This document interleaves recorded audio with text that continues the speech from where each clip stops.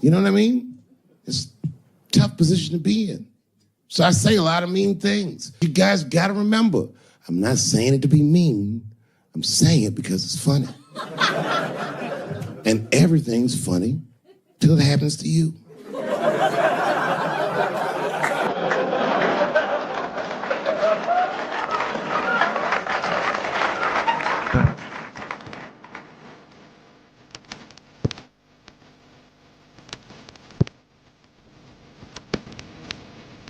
Then in the launch,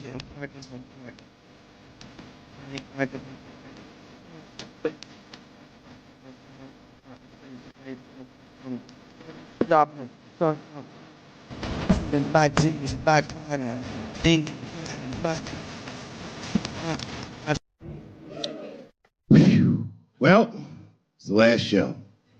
Here we are, Los Angeles, the world capital of rape and dick breath. The fuck has been going on out here? Keeps getting worse. But just when you think it can't get worse, they got Charlie Rose today.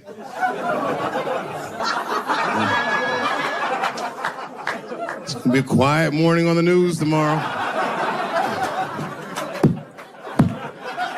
Charlie Rose, who's next? Captain Kangaroo? Everybody is raping like hotcakes. I, for one, am starting to get worried. You know, I've been in show business 30 years. I had no idea how much danger I was in. It's really some scary shit. I gotta tell you, Harvey Weinstein's probably the first person that I ever looked at a photograph of and was like, yeah, he rapes. I'm not sure this motherfucker has a choice. Not a handsome man. A lot of meat and extra skin on his face. Yeah, he's ugly. You know, the sad part is, he's done so well in life, he probably doesn't know he's ugly. You know, when you're good looking, everybody will tell you, oh, you look wonderful, you're so great looking. But when you're ugly, you gotta figure that shit out for yourself. It's a lot of putting clues together through the years. Why am I not getting in the club? I got all the right shit on.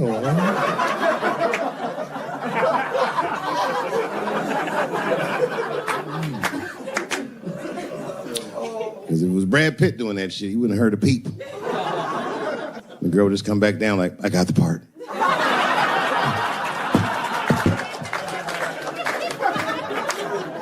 Yeah. And yet, it is important that I acknowledge, ladies, you are absolutely right. There you go. And they gotta all be mindful of that, guys, because this could happen to any of us. It could happen to me. I can see that. I can see him showing up. Hi, I'm here for my 3 a.m. with Mr. Weinstein.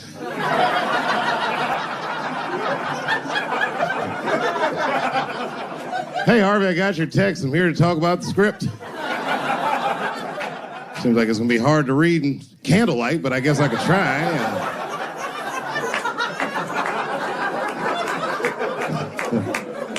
Sound like a fucking nightmare. Could you imagine that shit? Could you imagine if you was in a business meeting and a motherfucker pulled their dick out? Middle of the meeting, I'd be like, yo, my man, this is the most unprofessional shit I've ever seen in all my days. Just let me finish, Dave Chappelle.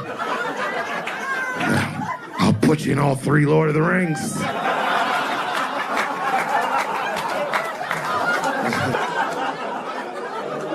Hurry up, nigga. I have other meetings, you know.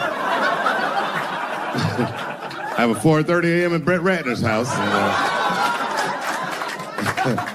I believe it's wardrobe fitting.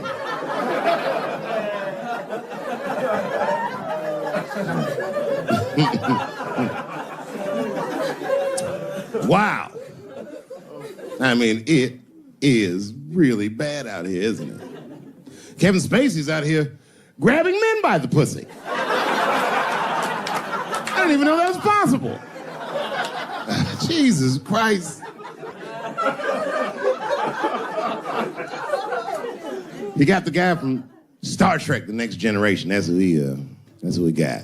Last time, it sounded like he was more than that, but that's who set it off. He's 14 years old, and Kevin Spacey accosted him at a party, which I gotta say, by the way, for the record. Been to a lot of parties in my day. Never been to a good one that had 14-year-old boys in it. Not even when I was 13, you know what I mean? Who wants to kick it with a bunch of hubba bubba chewing niggas? Having a good time, nigga. Yuck. Ironically, the kid grew up to be gay anyway, which means Kevin Spacey can sniff that shit out like a truffle pig. Yeah, he's one of me. And not the victim blame, but it seems like the kind of situation that a gay 14-year-old would get himself into. I know I didn't say that right, but it's true, nigga. Like, you know why I say that, though? Because I went to an arts high school, and, like, all them niggas was gay, man. Like, in high school, all them dudes was gay. And them gay dudes was way more mature than the rest of us, and we didn't know why. We just knew they was mature. You ever see a gay dude at lunch? Perfect posture, nigga sitting there. Eating responsibly. And then they take that thermos out. You'd be like, what the fuck is that? Is this nigga drinking wine with lunch?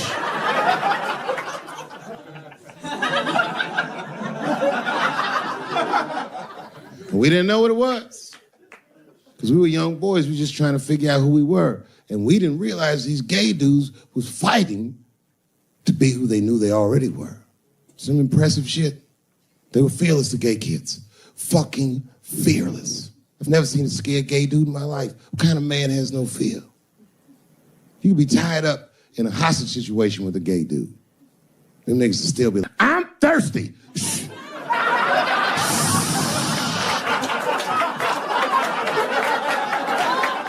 I'm thirsty, David. I need something to drink.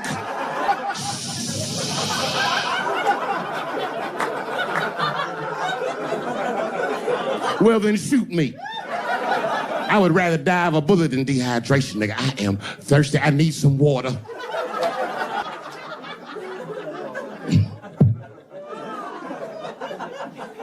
But all jokes aside, Kevin Spacey shouldn't have done that shit to that kid. He's 14 years old and was forced to carry a grown man's secret for 30 years. Jesus Christ, he must have been busting at the seams with that one. The saddest part is, if he were able to carry that secret for 6 more months, I would get to know how House of Cards ends.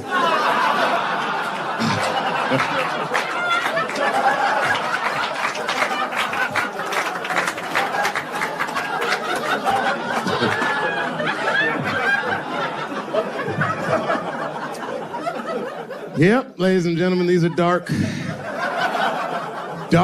times. New York Times said that Louis C.K. jizzed on his own stomach. You know, I've busted a lot of nuts in my day. None of them were newsworthy.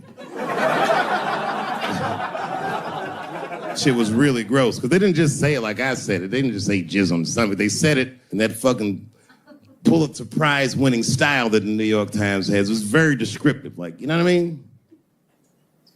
Louis C.K.'s semen shot out like a volcano of misogyny, slowly drizzling down like lava, covering his freckled penis as it slowly dripped to a fiery crown of red hair. So, Jesus Christ, I'm trying to eat some huevos rancheros, and these niggas is...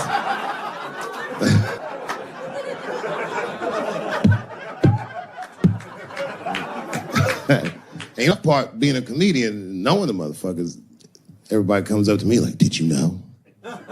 Did you know what Louis was doing? No, bitch, I did not know.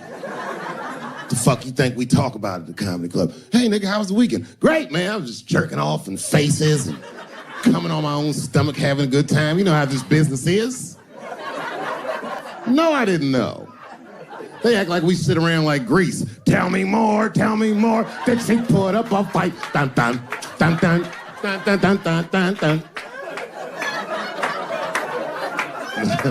Sorry, I don't know the choreography, but you get the point. You get the point. She was intense. But Louis was like the turning point. I mean, you know, all these allegations are terrible. Louis was the only... I shouldn't say this, but fuck it. His allegation was the only one that made me, like, laugh. I mean, if you think about it, because all his friends is reading it, and he's jerking off, and he's surprising people. He's surprising me. He's jerking off. I just picture all the comics in comedy just reading it like, what?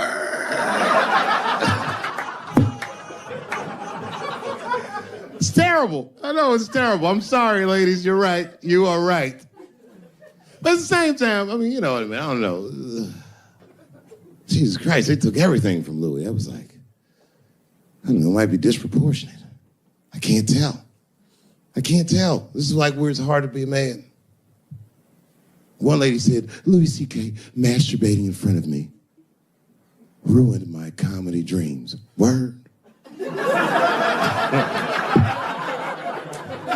Well, then I dare say, madam, you may have never had a dream. Come on, man, that's a brittle spirit. That is a brittle-ass spirit, nigga. That shit is too much. This is a grown-ass woman. You know what this shit is like? It's like COINTELPRO. You know what that is? It's a program that the FBI had under J. Edgar Hoover. In this program, one of the many things they did was they would track the sexual habits of anyone they considered an enemy of the state. It was a lit button. That's why they got all these fucking sex tapes with Martin Luther King fucking bitches. But lucky for us, he actually had a dream. You think if Louis C.K. jerked off in front of Dr. King, he'd be like, I can't continue this movement. I'm sorry, but the freedom of black people must be stopped. I didn't know this nigga was gonna pull his dick out and jerk off like this. I just thought we were gonna get a couple of drinks and chill. Show business is just harder than that. Them women sounded like, I hate to say it, y'all, they sound weak. I know it sounds fucked up, I'm not supposed to say that, but one of these ladies was like, Louis C.K. was masturbating while I was on the phone with him. Bitch, you don't know how to hang up a phone?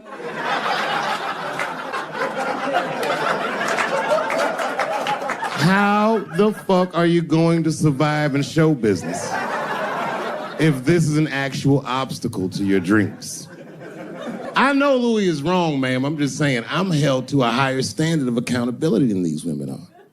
Don't forget who I am. Don't forget what I am. I am a black dude. And never forget how I got here. My ancestors were kidnapped. I don't even know where the fuck I'm from. They were put on the bottom of boats. They sailed them across the Atlantic. Many of them died. Only the strongest survived. And once they got here, they beat the humanity out of my people. They turned us into beasts of burdens. They made us do their work. And the irony is, hundreds of years later, they called us lazy. We fought in the Civil War. We damn near freed ourselves. And then in Reconstruction, black people did great. My great-grandfather was a very wealthy man. But then the black coats came, Jim Crow came, and it was 100 years of unspeakable oppression again. Lynchings, all kinds of terroristic acts to keep us in the margins of society. And yet we still fought. And Dr. King was born. And then things got better. 20 years after Dr. King was assassinated, Michael Jackson was moonwalking on television. Something, something, something, Barack Obama.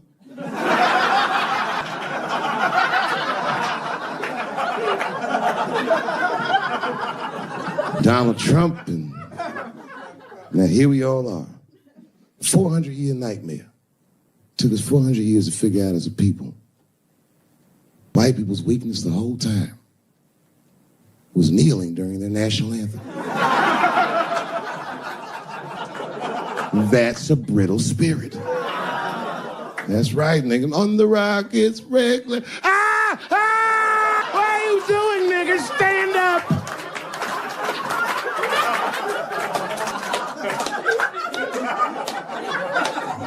The Vice President of the United States got involved. Mike Pence got involved. He went to the game himself. These niggers will have to stand when they see me. And all them football players looked up in the stands and saw Mike and said, Mike Pence, come on, y'all. Woo, bang. Wow! Oh! Foiled. Brittle spirit. I could kill every white person in America at one time. You know how I'd do it? I would just wait for the Super Bowl. And right when they sang the national anthem, I'd have O.J. Simpson walk to the 50-yard line with them bad knees. Is that O.J. Simpson on the field? What the hell's he doing? Oh, I know what he's gonna do. Stop him!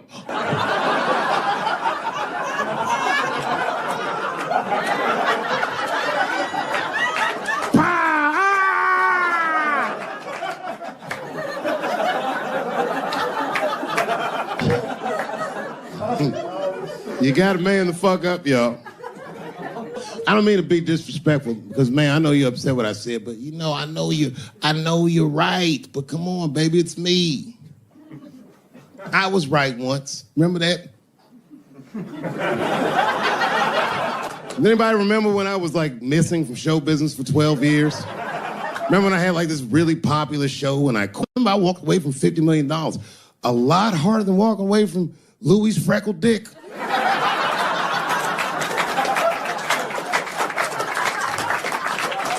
I didn't know that I'd ever work again. And yet here I am tonight. Did my dream die? No.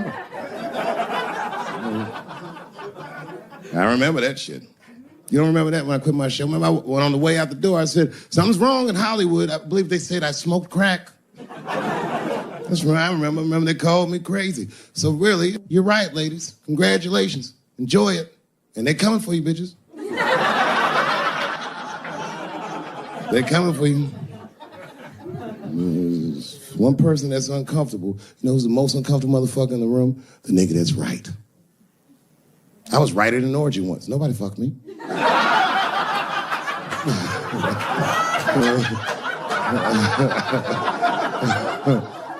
was just walking around like Tom Cruise at the movies, just looking. And ruined the whole orgy by accident. It's easier to ruin an orgy than you think. All you gotta do is wait for it to get kind of quiet and then go, ew.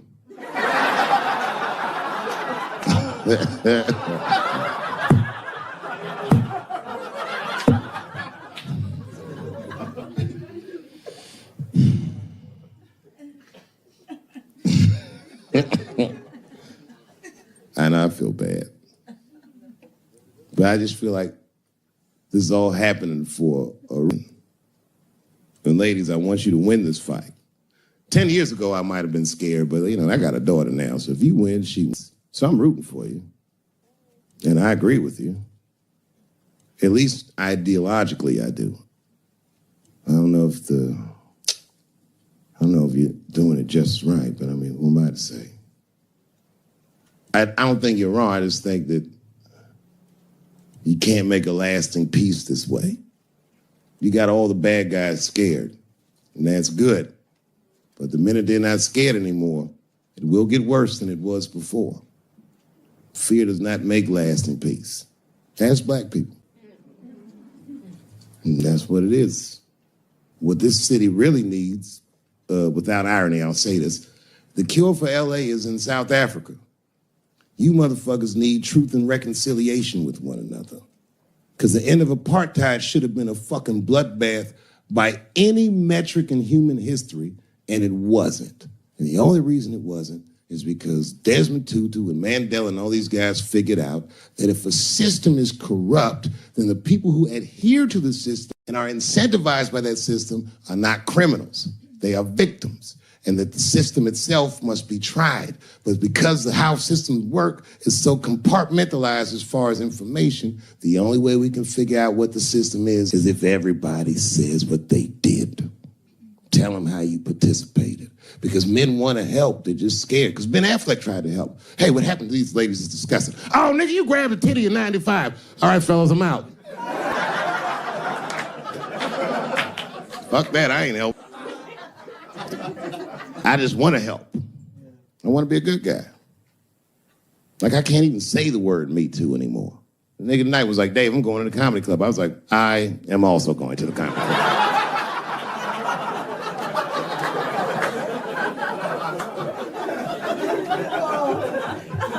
And I didn't even know it was happening, but I guess I became like a feminist in the last 3 weeks because I can't watch porn the same.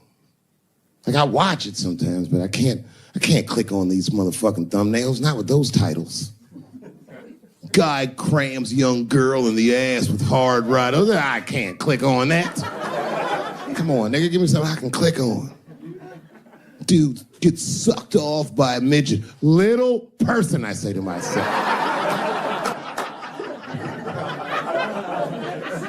It takes me hours to find one clip. What the hell is this? Marginally groomed feminist enjoys consensual sex with vaguely homosexual guy with penis the same color as mine. Click.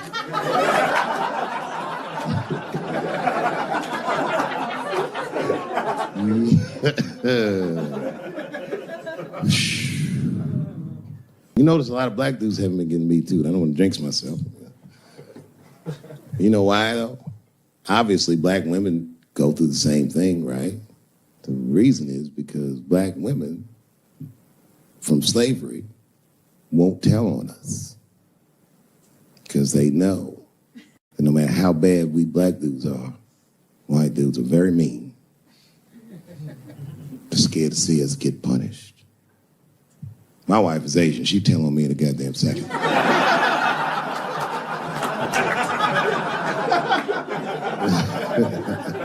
Ain't no fucking up in the Chappelle household. And the wildest shit about it is I live in Trump country. I live amongst the tiki torch whites, poor white people. And I'm rich. If it's ever pitchfork time, nigga, I'm in a lot of trouble. And nobody in my family believes me. I've been trying to tell the kids, man, we gotta run these drills. They're like, we don't want to run your stupid drills. Too bad, son, you have to. Tiki torch whites come upside, what are you guys supposed to do? Come on, Dad, what are you guys supposed to do? Squint our eyes and stand next to Mom. That's right.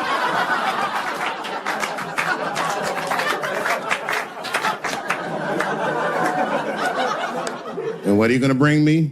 Your gun and your groundskeeper uniform. That's right. I'll go outside and see what they want.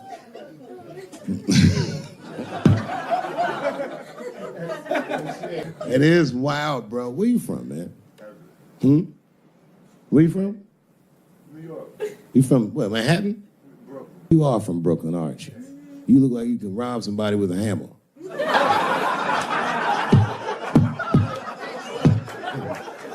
Brooklyn niggas rob you with shit they find around the house. I just got stabbed with a toothbrush.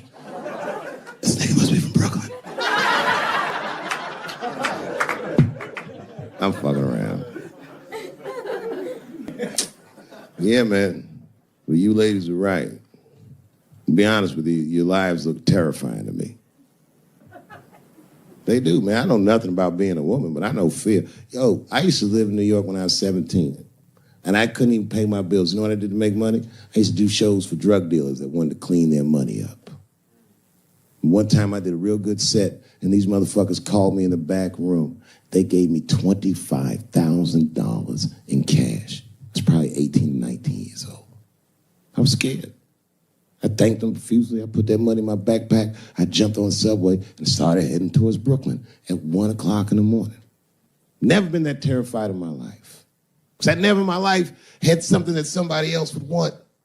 I thought to myself, Jesus Christ, if motherfuckers knew how much money I had in this backpack, they'd kill me for it. Then I thought, holy shit. What if I had a pussy on me all the time?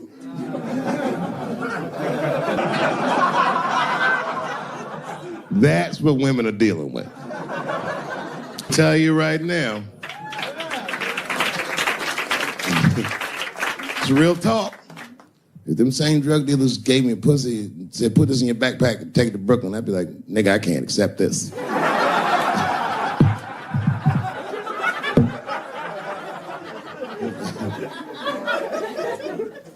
I empathize, man, you know. Everybody gets mad because I say these jokes, but you understand that this is the best time to say them. More now than ever. And I know there's some comedians in the back, motherfucker, you have a responsibility to speak recklessly. Otherwise, my kids may never know what reckless talk sounds like. The joys of being wrong. I didn't come here to be right. Just came here to fuck around. It's hot in here suddenly, isn't it? I wonder where that heat came from. I wonder what happened to me. Where did I go for 12 years if I wasn't raped?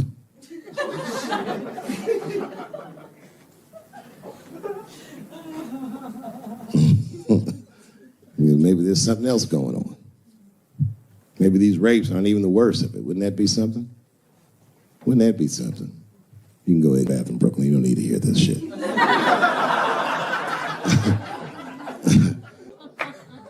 You see that motherfucker right there? He's under an enormous amount of pressure. He is. Just being big and black with that hairdo, nigga, motherfucker's a suspect for everything. Except white-collar crime.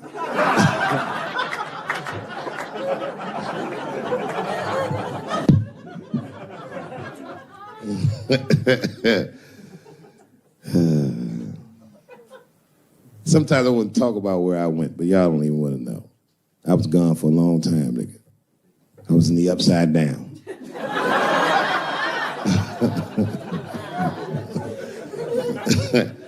Scary being a white dude now, isn't it? A little bit, no? Well, you're not gonna get me too. But you know what I mean? It's funny for a black dude to see white people go through this because this is how it always is for us.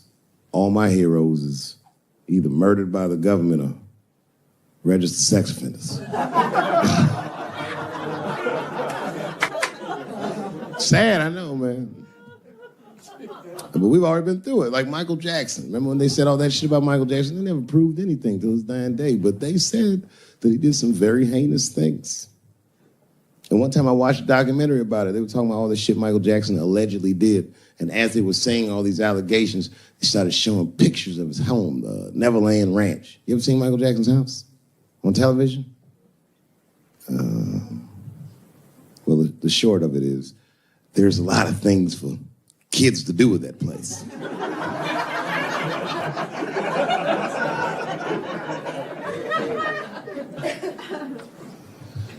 And I saw the whole thing. Exotic animals and Ferris wheels and merry-go-rounds and shit. And the more they showed it, the more certain I was that I don't think Michael Jackson did any of those things they said he did.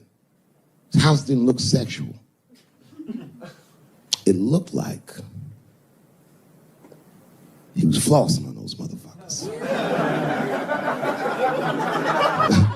It didn't look like he was trying to fuck kids. It looked like he was just trying to impress them. Like, this nigga's Jay-Z for kids.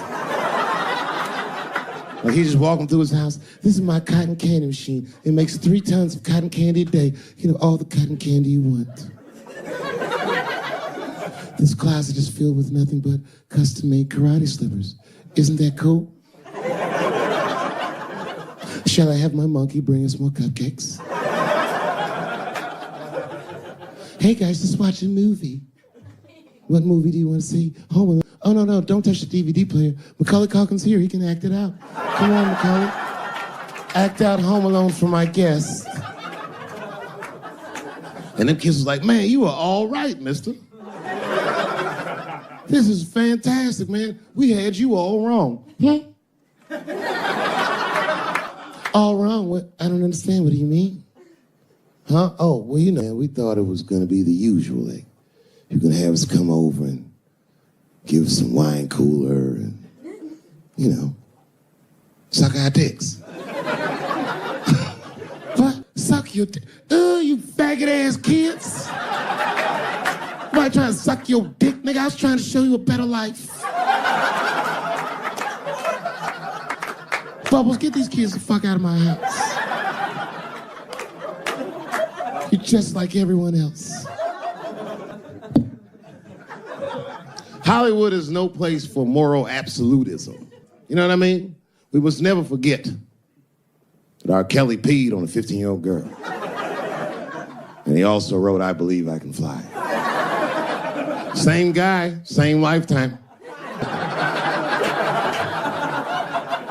If I showed you that video of him peeing on that girl and scored it to I Believe I Can Fly, he'd be torn.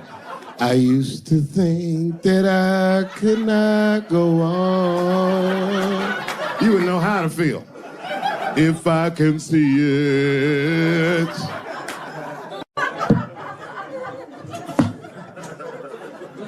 It's okay, my career ended many years ago.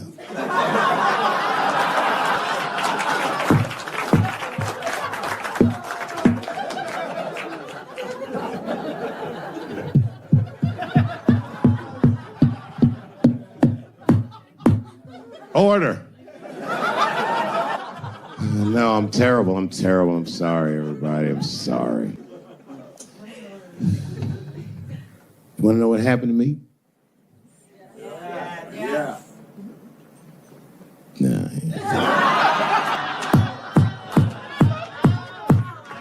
It's tempting, but I don't want to talk about it. Maybe at the end, when I run out of things to talk about. Actually, I'm almost there. I'm just trying to tell you what happened to me was not, I just didn't have a good go of it. I don't know what you guys think happens when you quit a successful show like this. I'll tell you what does. They don't go, hey, well, good luck with your future endeavors. That's not what happens. It was cold out there. For real, I had to watch it all go down without me. I had to watch all those people do my show, Key and Peele and Amy Schumer and Mind and Mencia. Well, I'm not going to say they were doing my show. I'm just saying they were awfully similar. I was mad. And people would come up to me on the street and be like, yo, nigga, just every once in a while. Most people thought I was crazy, but sometimes people come, yo, nigga, you did the right thing, man. You my hero. Nigga, I don't want to be your hero. I want to be rich.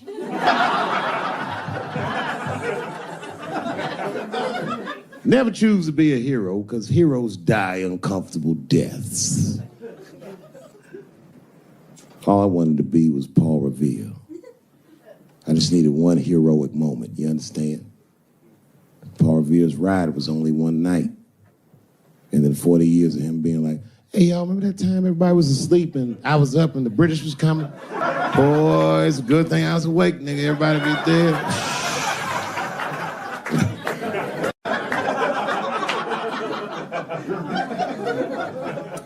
That's why I want to start a GoFundMe for Colin Kaepernick. I do, man. I'm fascinated with him.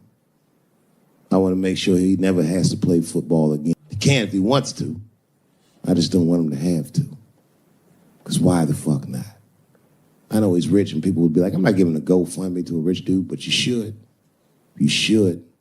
Because that motherfucker's life was going great. He's so light-skinned, he didn't even have to say he was black. And yet, he took a knee during that anthem for us. Thought about us when things were going good, when his belly was full, when he didn't think about his livelihood or any of that, and they took his livelihood away from him. I'm like, man, that shouldn't be the way it is. Every fucking person that takes a stand for somebody else always gets beat down, and we watch it. Over and over and over again, we watch it. But we should pay those motherfuckers for blowing the whistle. Because they make our lives better.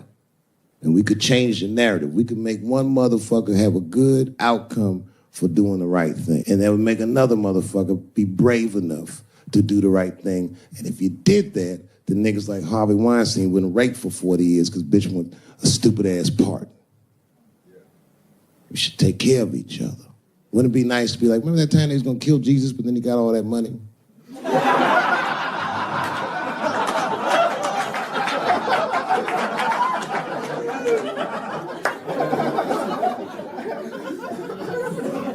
Real talk, man.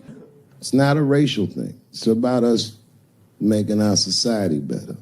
It's about like even these women that are coming forward and everyone say they're brave, and many of them are. And a few of them sucked the dick and got buyer's remorse.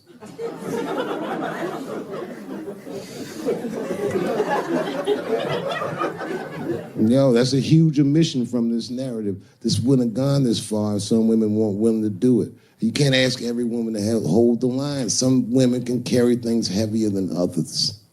So we should fight for one another. We should forgive the ones of us that are weaker and support the ones of us that are stronger. And then we can beat the thing. And you guys keep going after individuals, the system is going to stay intact. You have to have men on your side. And I'm telling you right now, you're going to have a lot of imperfect allies. I'll tell you what happened, but I can't say it directly. There's a book, to me, that encapsulates my entire experience before I left the show. And the book is called Pimp. It's written by a guy named Iceberg Slim. Here, bring it up here. This is Matthew. Matthew is from France. He's white. And yet, he has an original copy of this book written by a black American who was a pimp in the 40s. Iceberg Slim, his real name was Robert Beck. He got the name Iceberg because he was in a bar in Chicago and there was a shootout in the bar and a bullet through this nigga's hat and he still finished his drink. Pimps love shit like that. They said, man, you ice cold. And he said, I like that. And it stuck. This book is so heavy in the front. It has a glossary of pimp terms because the ideas are so foreign to the American ears. For instance, do you know what the phrase mileage on a hoe means? Of course you don't. Mileage on a hoe is a very wild concept.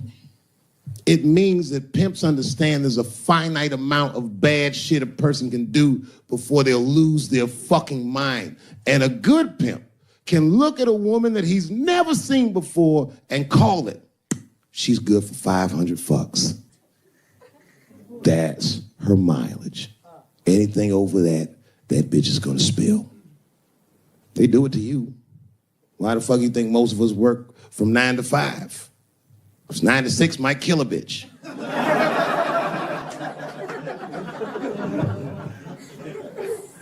Iceberg Slim was the one that broke down what a bottom bitch was. Does anyone know what a bottom bitch is? Anyone? What's a bottom bitch, sir? It's your prostitute that's the best out of all of them, that brings in the most money. That's right. That's exactly right. You black?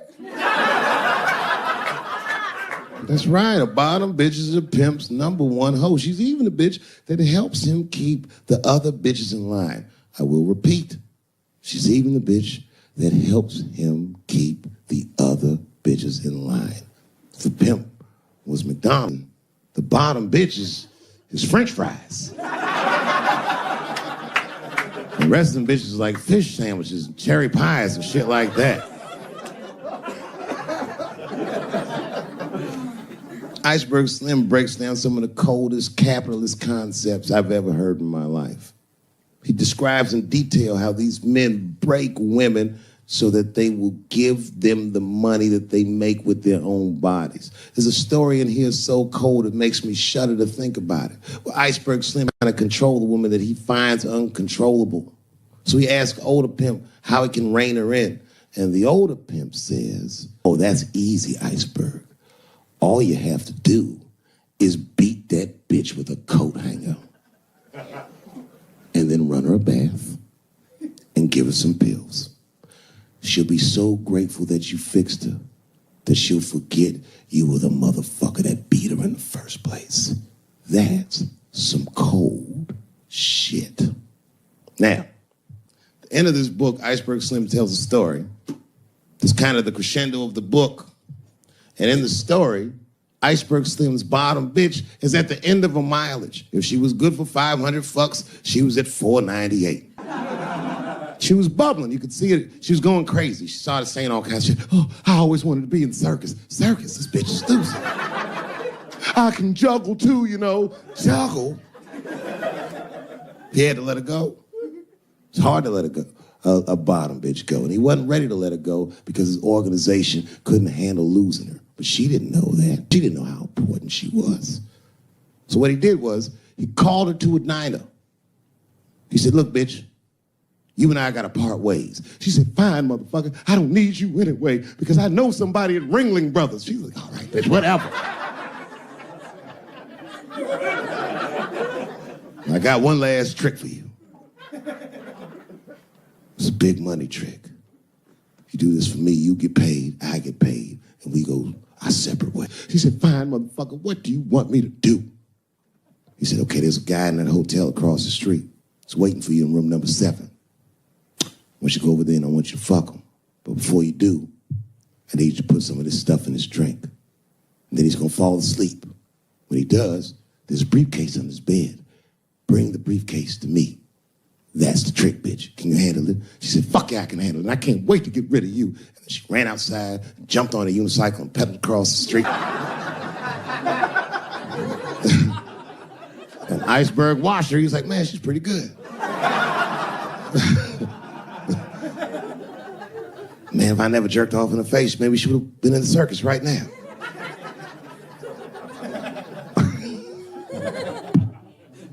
And she runs up to the motel steps and she disappears in room number 7. She's gone for a real long time.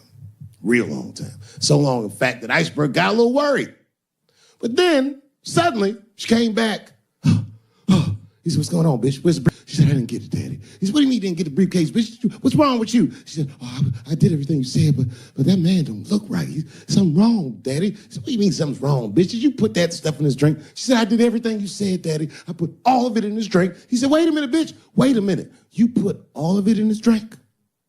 Now he had to see for himself. The two of them go across the street to the motel and they go into room number 7, and on the bed, laying lifelessly, is the white man that she was supposed to fuck. And Iceberg said, you right, bitch, she don't look good. What the fuck? So he called a friend of his that was a doctor that was close by. And the doctor came in, gave the guy a thorough examination and told them both what was obvious. Slim, this motherfucker is dead. Oh, God, Daddy. Oh, no. Oh, no, we killed him. He said, calm down, bitch. We didn't do anything. You killed this motherfucker. And then he reached under the bed and the briefcase, he popped it open. It was filled with money. More money than any of them had ever seen. And Iceberg took a little bit of the money and gave it to the doctor, and the doctor left discreetly.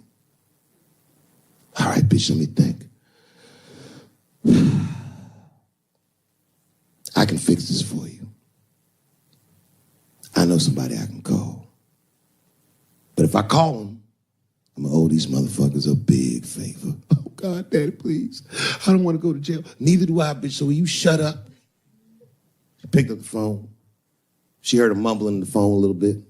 He hung up the phone, and she was pacing the room, and he was just standing there cool, and they were waiting, and then suddenly, a van pulled up downstairs. 2 guys get out with a carpet. They walk upstairs. They roll that carpet out on the floor. They throw the body in the carpet. They roll that motherfucker up like a burrito. They pick that shit up, and they throw it in the back of the van. They come back up, and Iceberg opens the briefcase again and gives them a little money. He says, I'll get in touch with you guys later. They say, you're not going to get in touch with us at all. We'll find you. He said, whatever, nigga. And they bounced. Oh, God, Daddy, oh, God. He says, relax, bitch. Listen, we getting the fuck out of here. You go downstairs, you get the car. We got to leave separately. She went, she got the car. Iceberg grabbed that briefcase, waited a few minutes, looked out the window, and then he went down with her. They both got in the car, and they drove off. She was a blubbering mess. Oh, you did all this shit. He said, I told you, bitch, we didn't do anything. You killed a motherfucker, and I cleaned him up. And now we got us a secret, okay? I know I'm not gonna tell, bitch. It's you? She said, oh, no, I ain't gonna tell. He said, all right, baby, cool. I'm gonna need you to stay with me for a while till this shit cools down. She goes, okay. That's the game. That's how the whole shit works, ladies. You understand?